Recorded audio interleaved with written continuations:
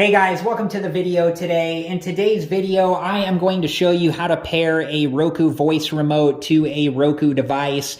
And I'll go through this step by step, but before we begin, I wanted to let you know that I do have other Roku videos, and I'll link those videos in a playlist at the end of this video. And if you're interested and have time and want to learn more about the Roku device, please check that playlist out. Okay, so here is the Roku voice remote, and on the back here on the bottom part, this is the battery compartment cover. And just above my thumb there are 3 lines there. And what I'm going to do is gently push down on those 3 lines and slide the battery compartment cover downwards like this. And then we can just take the battery compartment cover off like so. And then just beneath the batteries here, this is the pairing button, and this is the LED status light. So what we're going to do is we're going to press and hold the pairing button for 5 seconds, and the LED status light will start blinking.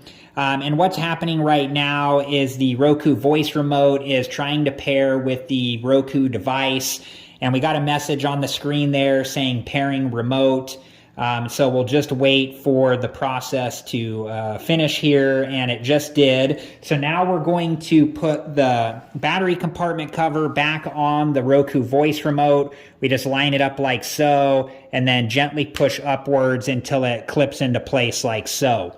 And then we can just test the remote out to make sure that it is working, and we can see that it is. So there is another process to get the volume buttons and the mute button and the power button programmed on the Roku voice remote to work for your TV. And I do have a video for that, and that video will be linked in the playlist at the end of this video. So if you're interested and have time, please check that playlist out. Thank you guys so much for watching. Please like, subscribe, and comment, and I hope to see you guys in the next video.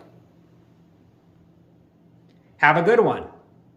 Thank you guys for watching. Please like, subscribe, and comment, and if you have the time, check out these other great videos.